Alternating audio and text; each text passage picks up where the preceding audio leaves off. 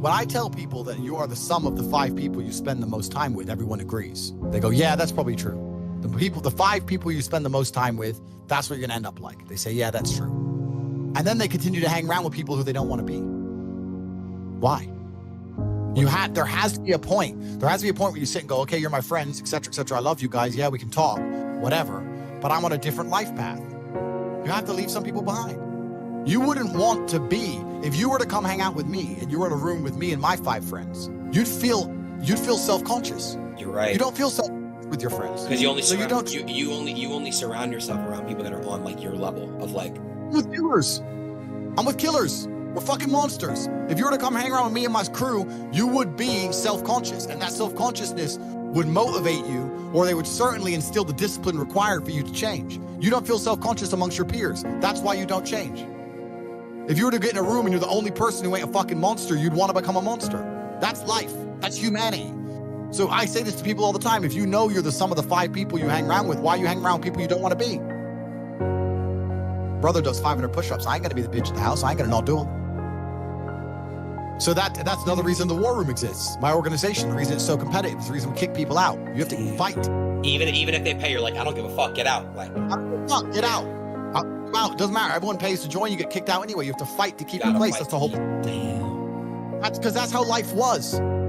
If we were still in the animal kingdom, the lions that you see on TV, they weren't just born big lions. They had to fight other lions. They had to fight to get that antelope. They had to fight other animals, hyenas, jackals. They had to fight to be the boss. We're living in a comfortable world now where people think, oh, it doesn't matter, it doesn't matter. But you know what? To some degree, it does matter. It does matter, and I'll tell you who it matters to. It matters to your soul, and it matters to God. I stand in the mirror with a pure heart. I know I am the best version of me that could possibly ever exist. I know that God is proud of me. There's nothing that God hates more than sloth and laziness. If God were to create a man and that man were to sit around and do fuck all, God will frown upon you. It's why you're never lucky. If you're listening to this and you think I'm never lucky, I'll tell you why, because God dislikes you because you're fucking lazy. Start to work. Start to show God the beauty of his own creations. You'd be amazed how lucky you'll become. God is unhappy with these people. And inside their hearts, they're unhappy. We talk about depression, anxiety, all those things you mentioned earlier on this podcast. That comes from self-loathing. You loathe your own weakness. You loathe your own laziness. This is what all of these things are. I don't feel depression. How can I feel depression when I'm the most powerful version of me that I could ever fucking be? How can I feel depression when I can squeeze my own hand hard enough to break my own bones? How can I feel depression when I've smashed and destroyed 68 people's faces in front of me, men who thought they could test me in fair combat? How can I feel depressed? It's impossible. Watch your friends when they're on TikTok.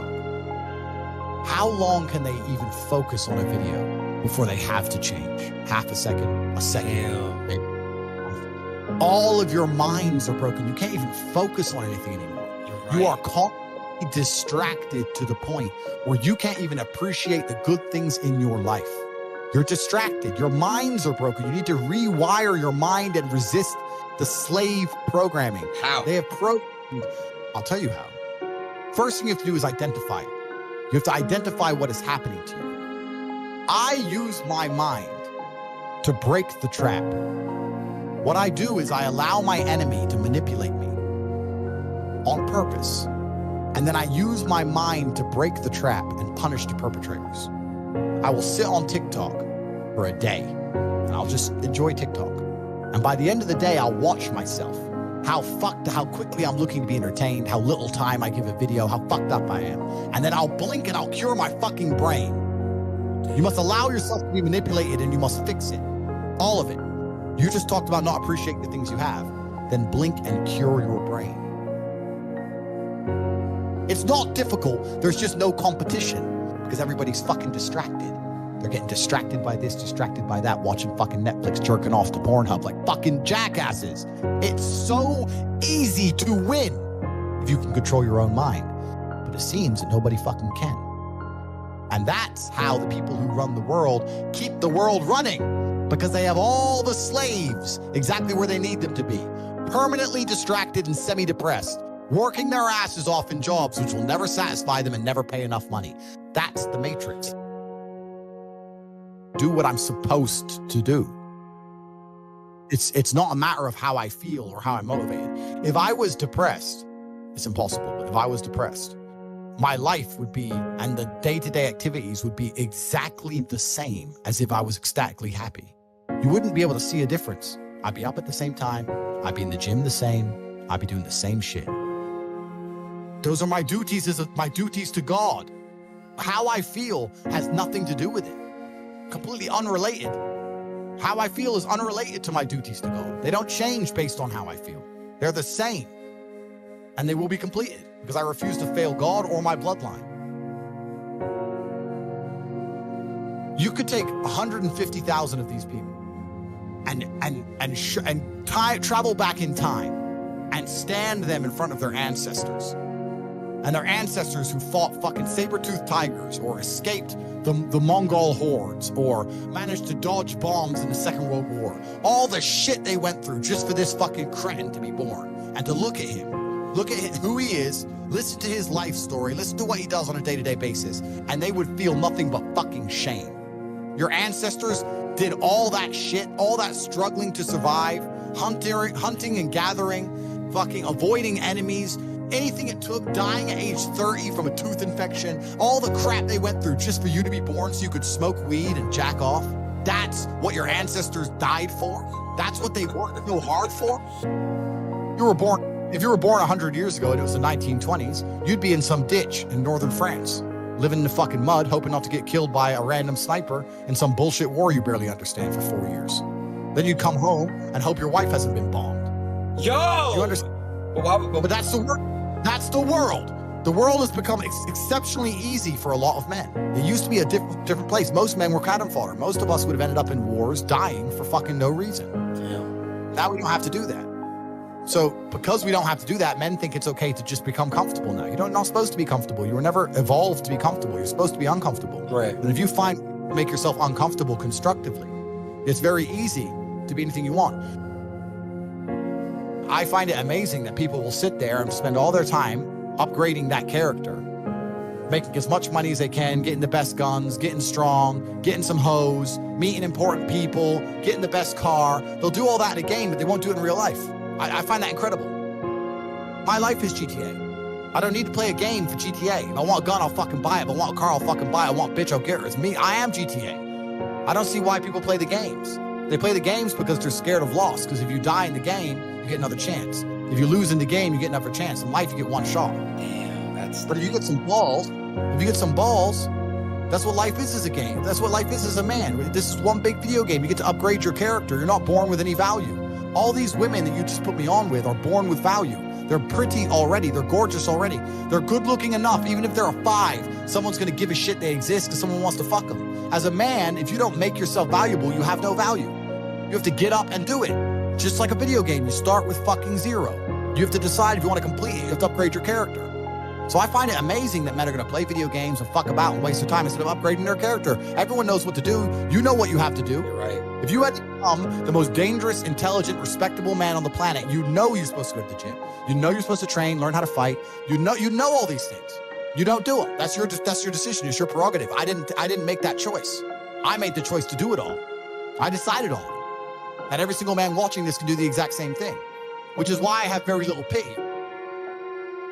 I'd never make fun of someone who hasn't got a choice. I wouldn't make fun of someone born with one I eye. have a choice though. But if you've made a fucking decision to be less than you should be, then I believe you should be mocked for that decision. I agree. I feel like, that. yeah, because like you're not living up to your full potential. Like it's your choice to basically not live up to your full potential.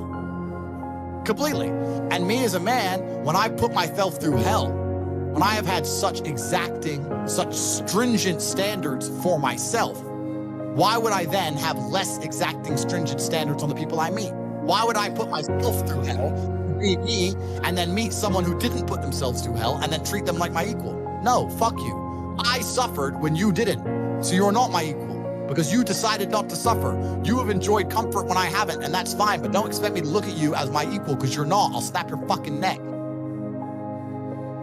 I can't imagine a mind frame or a mindset where I want to do something and can't do it. Right. So it's almost difficult for me to answer that question because if you have that kind of mind, if your mind is so fundamentally broken that you cannot do with your own mind what you want to do, right, you know, like that, then you're just fucked, right? Life is hierarchical. There's always going to be kings and there's always going to be peasants. If you have a mind that you can't control, then you're never going to be a king. You're going to be a peasant. That's your life. You have a peasant's life ahead of you, and that's your destiny. Enjoy, right? There's always been peasants. That's life. But I believe that the most important thing you can do as a man is to gain control of your mind. Once you have control of your mind, life is so ridiculously easy. It's so ridiculously easy. It's so easy to be in. People say to me, Tate, you're in good shape, but all you do is drink vodka and travel the world. You're never even home. You never even have a gym. How do you do it? It's ridiculously easy if you control your mind. If I decide to do 1,000 push-ups, I'll do them. Maybe I have to do them one at a time. Maybe I'll get tired. Maybe I need a break. I'm going to do 1,000 because I said I'm going to do 1,000. It's not fucking hard. Everyone knows what they're supposed to do. Once you control your mind, it's easy, right? Getting over a breakup with that bitch. You miss that girl, you're upset, you miss her with all your heart, da-da-da. But once you realize she's gone, if you control your mind, she's gone now. She's gone now, gonna miss her. That's a shame. Off to the gym. But like, you either control your mind or you don't. And all of these things stem from the same problem. It's something you can do. It's something that is learned. It's something that is taught. But it's something that I needed to survive. So for me, it's easy, right? It's all I've ever known. Right. But people have they don't need it to survive, so they never develop the skill. That's just how it works. At the end of World War II, when men went to Europe and saw unspeakable horrors at the end of World War II, did they all come home and need therapy, or did they all come home and get back to life? Back to life. Because everyone was taught to have a mind that they control because they needed it to survive. There's no one else. That's how life worked back then.